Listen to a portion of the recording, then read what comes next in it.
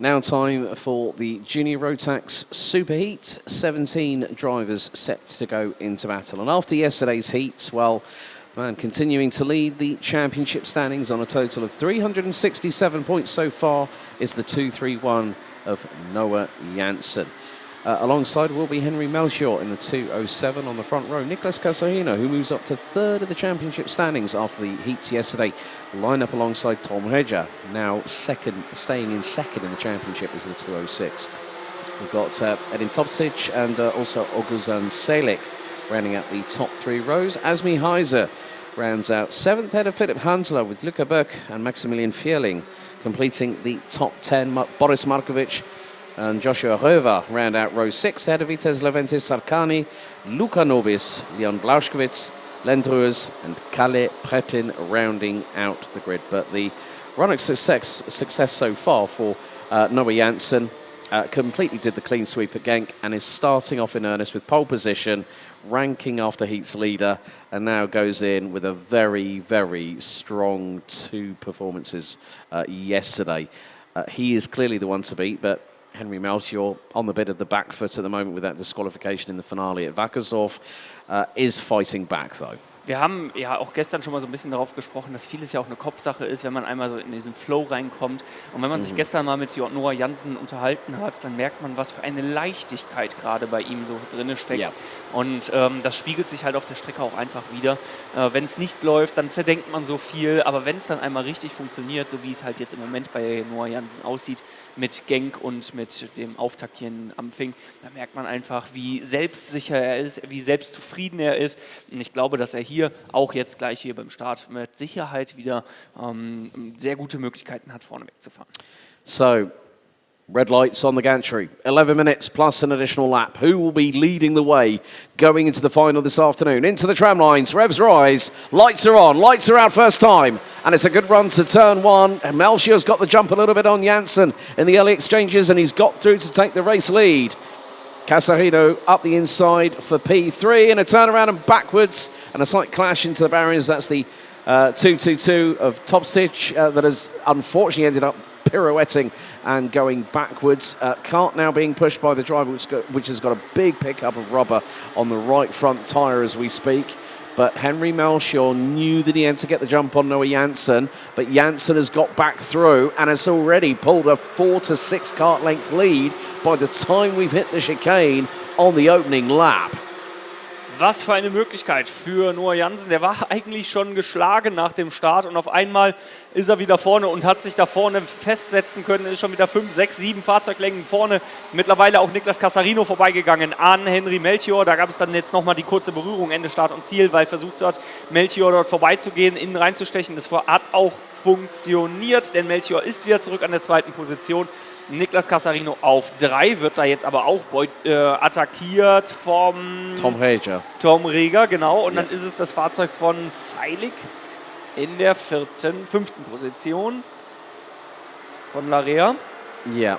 I mean, bin komplett richtig. Yes. Wir mal kurz die Junior-Wertung raus, 221. Das ist Selik, der da in der 5. Position unterwegs ist. 6. Aktuell müsste dann Philipp Hansler und Boris Markovic in der 7. Position sein. Feld kommt jetzt erstmal aus Runde Nummer 2 zurück. Noah Janssen mittlerweile auch schon wieder um 1,1 Sekunden enteilt. Das innerhalb von 2 Runden.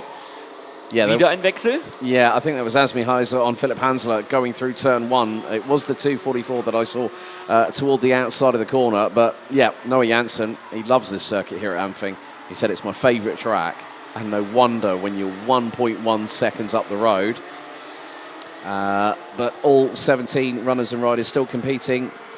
Real shame for Edin Topsic having that pirouette coming out, and that was on the opening lap of this race. So, yeah, it's just a case of managing the gap. And Noah Janssen now has only made up a 10th on Henry Melchior, but still has put in a new fastest lap of the race, 45.963.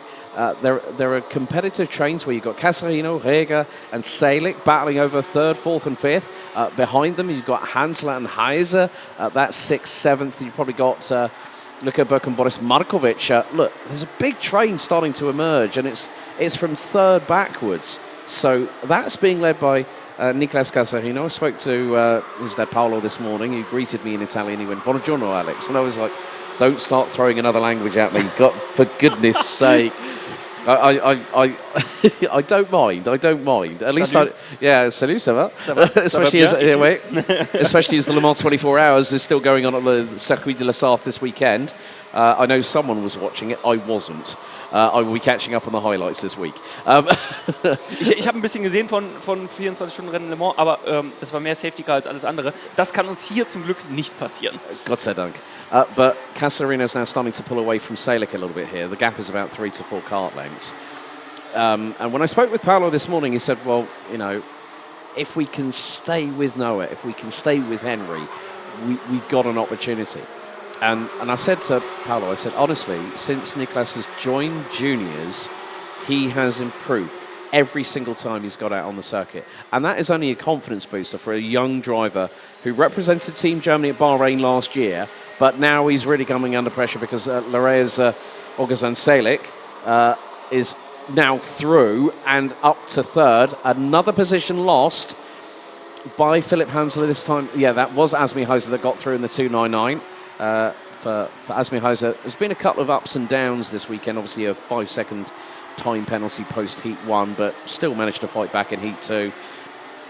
Still a lot of this race to go here. 6.5 minutes plus change and the additional lap.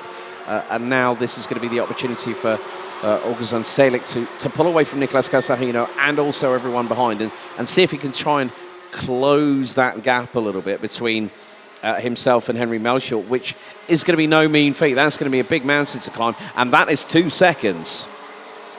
Vorne an der Spitze Noah Jansen und Henry Melchior, dem Feld komplett enteilt. 2 Sekunden liegen zwischen Henry Melchior und Ujan Salick in der 3. Position. Salick mittlerweile vorbei an Nicolas Casarino. Tom Reger hängt da jetzt auch nur noch im Heckauffahrschutz von Casarino. Mal sehen, ob es da vielleicht auch noch den Versuch geben wird. Ich bin mir ziemlich sicher, dass er noch kommen kann.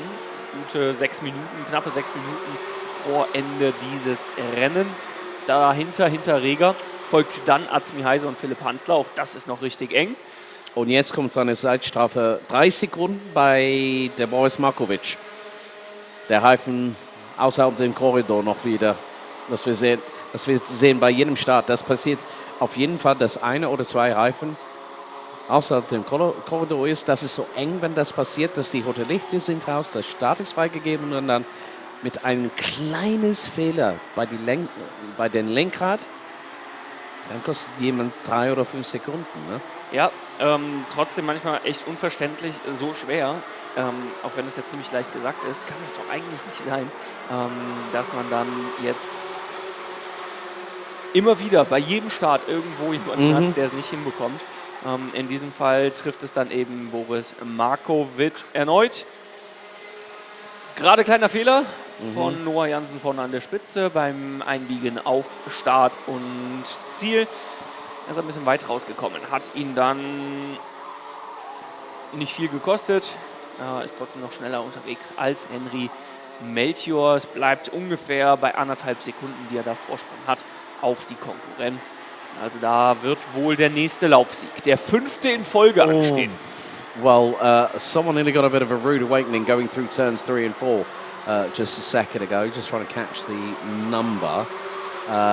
Vitesse Levente Sarkani being challenged by Maximilian Fierling. That was through, I think, towards turn 5. We have had a new fastest lap, by the way. Asmi Heiser on lap 7, fastest lap of anybody, 4:11. So I think there's a little bit of a conservation strategy. And I'll explain this, folks. Noah Jansen and Henry Melchior have not gone for outright, flat-out pace. They have gone for consistency. You look at the lap times from Noah Jansen. Last lap 9, 45.5, then a high 45.4, a low 45.4. So he's keeping the tyres within a window where he won't feel them drop away and can serve a little bit more for the final a little bit later on. And that's one of the beauties, that if you know, he's been on a roll and he's going to become the 3rd driver that's won all their respective heats so far this weekend. So for Konohaufer, in micro, Finn Albert Jorgensen, and now Noah Janssen is 4 minutes away from, again, booking himself another pole position, and this time it will be for the final. Starkes Verteidigen von Niklas Casarino, das wir hier gegen Azmi Heise sehen, der sich mittlerweile vorbeigekämpft hat an Tom Reger. Alex hat gerade so ein bisschen auch erklärt, was gerade an der Spitze so abgeht. Die gehen gerade nicht auf die schnellste Runde, sondern die fahren eher auf Konstanz. Sind da in den letzten Runden immer nur so eine Zehntel von der eigenen Zeit wieder weg. Also die machen das ganz entspannt, können aber auch entspannt fahren. Wir haben gestern auch mit Noah Janssen nochmal gesprochen, der auch gesagt hat, so, warum soll ich denn das Material denn so hart rannehmen? Warum soll ich meine eigene Fitness so hart rannehmen, wenn ich vorne wegfahren kann? Das reicht mir doch aus, ob ich das Rennen jetzt mit 1 Sekunde oder mit 10 Sekunden Vorsprung gewinne. Mehr Punkte gibt es dafür auch nicht. Also fahre ich ganz entspannt, halte das Material zusammen, halte alles zusammen, was in meiner Macht steht. Und genau das tut er heute dann auch wieder, ist hier in dieser Juniorklasse extrem stark wieder unterwegs. Meanwhile, Niklas Casarino has become the proverbial cork in the bottle in the battle from 4th backwards, and that includes Azmi Heise, Tom Reger, Philip Hansler, Boris Markovic, who is going to get a post-race 3-second time penalty for wheels out of the tram lines. Luca Burke, Joshua Herva rounds out the top 10, but as we hit lap 13, well, Casarino has finally ended up losing out to Azmi Heise in the 299, who's now moved up into 4th position. So again, we just see this.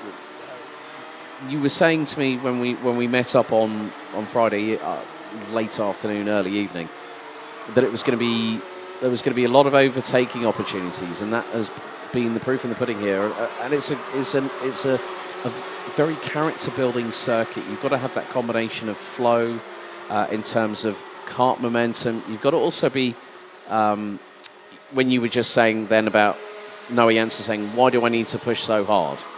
You've got to have that mechanical sympathy. It's bumpy, there's undulations, there's elevation changes. You've got everything that you can throw at a kart here.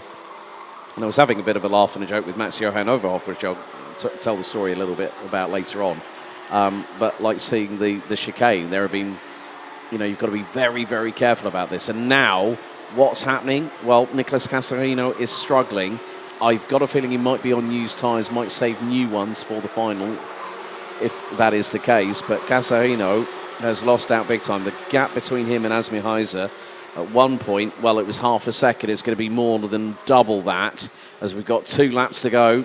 Noah Janssen now on lap 15 with nearly a 2.7 second advantage over Henry Melchior. Augustin Selig rounds out the top 3, covered by just over 5 seconds.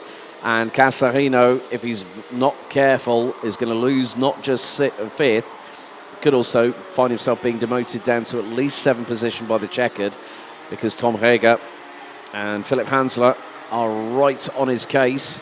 And so are Luca Burke, who's just got past Boris Markovic for position out on circuit.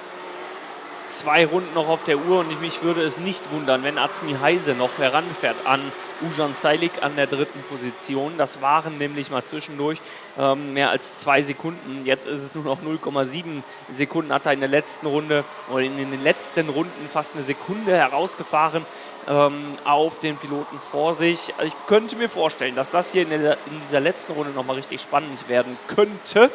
Das hier der Zweitplatzierte und direkt dahinter, da sind sie schon. Einmal in Orange gekleidet, das Kart, das ist Ujan Seilik und direkt dahinter ist es dann eben das Fahrzeug von Azmi Heise, der aus der 7. Position in das Rennen gegangen war, ist dran und vielleicht hat er die Möglichkeit, Ende der Runde beim Anbremsen auf die letzte Kurve nochmal irgendwo reinzustechen. Ja, wird zu weit weg sein, das wird nicht mehr erreichen. Jetzt kommt erstmal der Spitzenreiter, es kommt Noah Janssen, der sich freuen darf, gewinnt also diesen Lauf vor Henry Melchior und Ujan Seilik. Dann Azmi Heise auf 3 und 4. Niklas Casarino bringt Platz 5 am Ende ins Ziel. Und wir sehen hier die 244 noch am Rande. Philipp Hansler, der in den Top 10 sortiert war, fällt weit zurück, aus und vorbei das Ganze in diesem Rennen. Und das in der letzten Runde. Ist das ärgerlich? Hier bekommen wir es eingeblendet. Philipp Hansler, das Kart vollständig zerstört. Das war ein schwererer Unfall, glaube ich. So hat es zumindest Yeah. mal den Anschein. Yeah, not good. I did see a real big battle kicking off, actually. It was coming out of turn 4, and I saw the likes of Casarino, Luca Burke, Markovic was there, but Noah Janssen, well, had all the reason to celebrate as he did, going across the line after 16 laps, winning by 2.639 seconds over Henry Melchior, Oguzhan Selik, Azmi Heiser, Niklas Casarino. They round out the top 5. Head of Luka Burke, Boris Markovic, despite finishing 7th on the road, will be demoted after a 3-second time penalty. Or might not be demoted, actually, is the case, because that 3 seconds keeps him ahead of Joshua Röver, who finishes 8th. We've got a penalty going the way of Caleb Pretin, who will be demoted 5 seconds. And that has... will very shortly been put into place, will be 14th. So Janssen continues winning ways here at Ampfing. 3 from 3, being the 3rd driver to do so. Can anyone stop the 2-3-1 from Door Motorsport? Well, we'll have to go to the final a little bit later on at 3 p.m. to find out.